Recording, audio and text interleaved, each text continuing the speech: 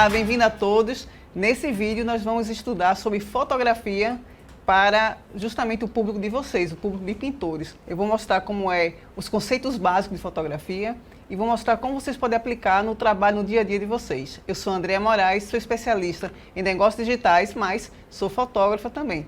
Então vamos lá?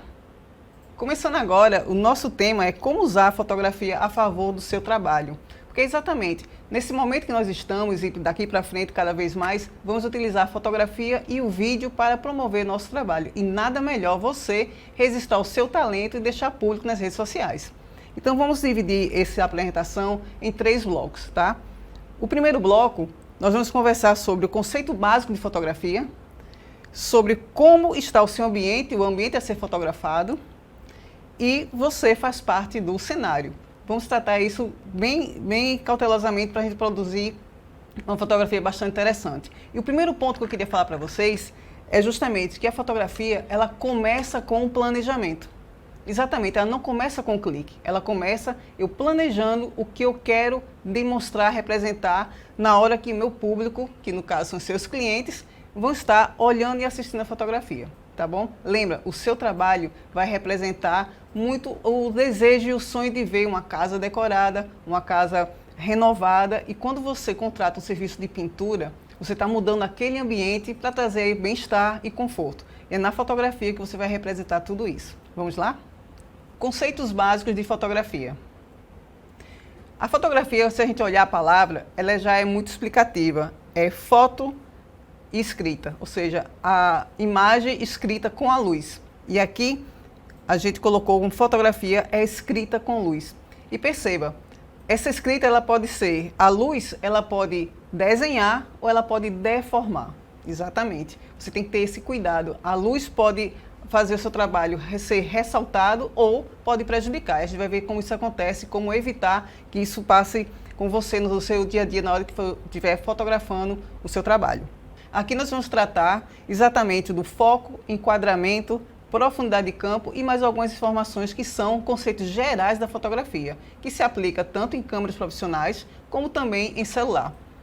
Lembra, a luz desenha e aqui eu vou escolher como eu quero que minha imagem seja lida pelo cliente que está assistindo, está vendo aquela foto, tá bom? Então vamos aqui. O primeiro ponto é o foco.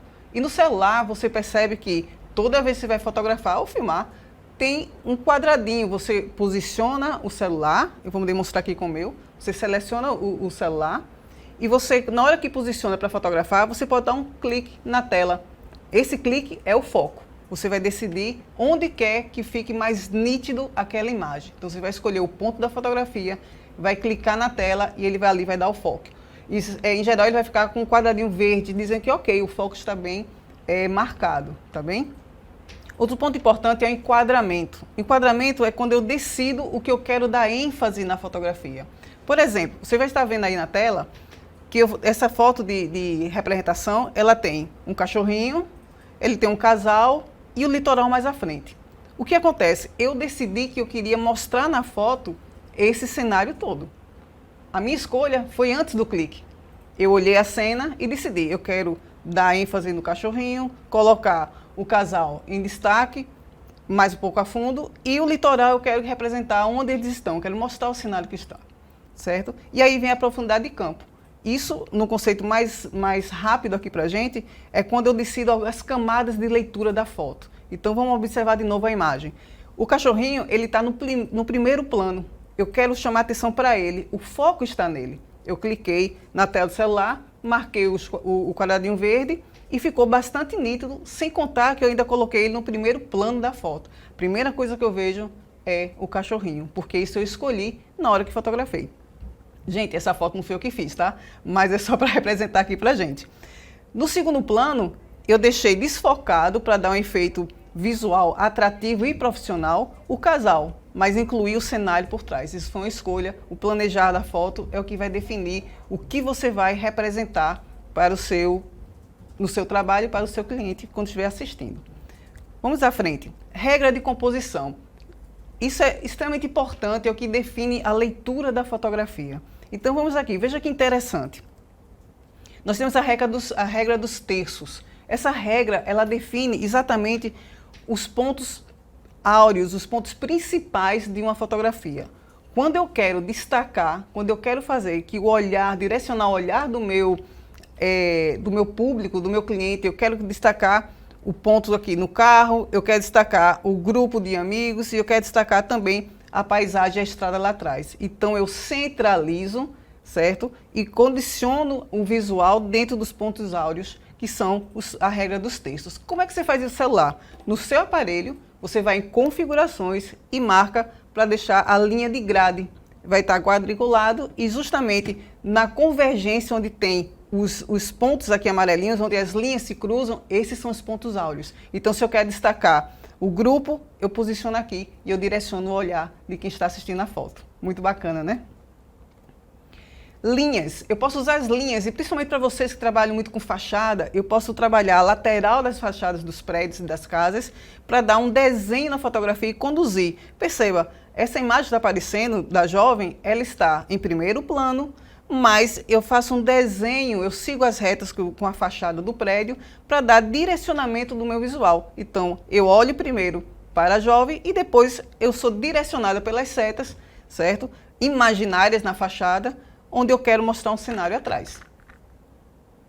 Aqui também do lado, esse exemplo da ponte também. As setas, as laterais, o corrimão da ponte serve como setas indicativas para levar meu olhar do início da foto até o final, levando profundidade, me faz levar até onde meus olhos alcançam nessa fotografia. Fica extremamente profissional e também artístico.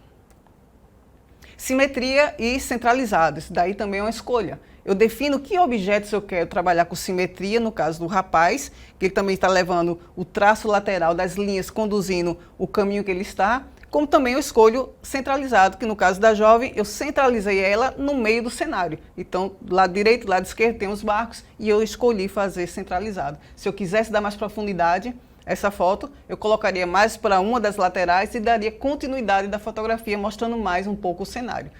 Fotografia é o que eu quero que as pessoas vejam e interpretem do meu ponto de vista, tá bem? Movimento, também posso fazer fotos de movimento, para vocês até não se aplica tanto, porém, se vocês quiserem registrar um ato de pintar, de levantar o pincel e conduzir, isso pode ser feito. Você, por exemplo, fazendo um cruzamento aqui, eu estou com um pincel e estou numa parede, eu faço o cruzamento, alguém pode resistir a esse movimento, fica bastante natural. É um pouco mais difícil de fazer, mas vai precisar de um ajudante, inclusive. Porém, fica uma foto bem interessante, você pode inovar também nas suas redes, publicando fotos desse tipo. Moldura.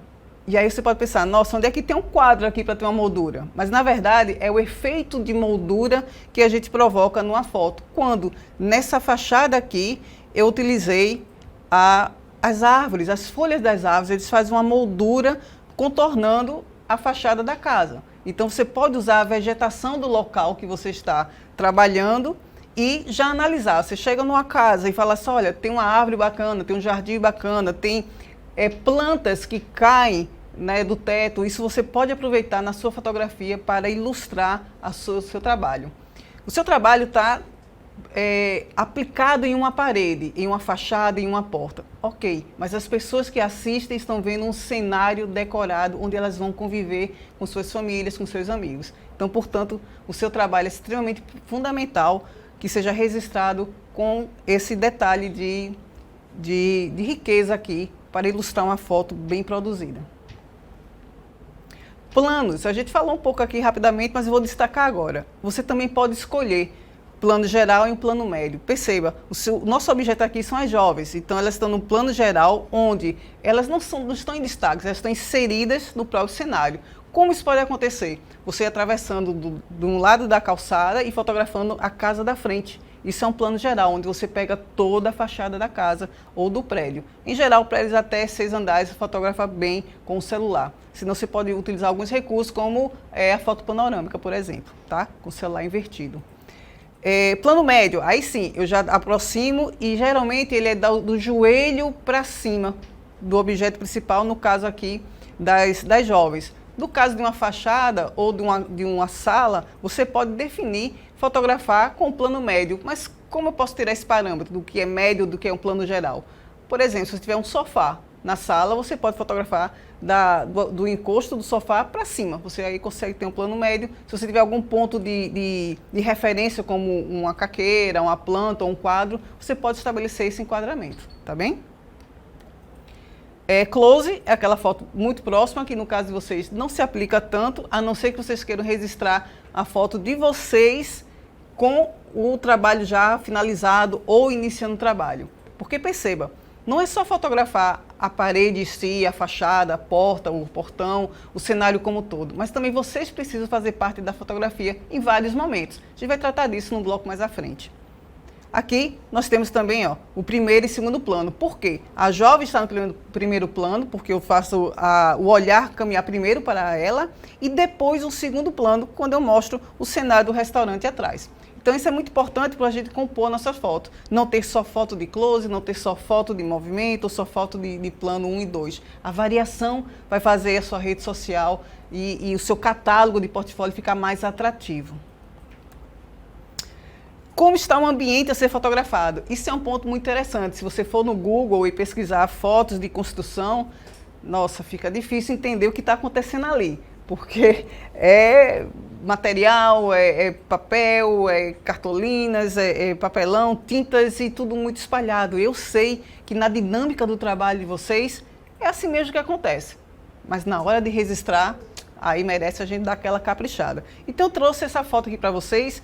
Essa casa está já finalizada, você veja que está toda pintada, fachada, janelas. O material está escorado no canto, já destacado, ou seja, a gente sabe que ali teve uma equipe trabalhando.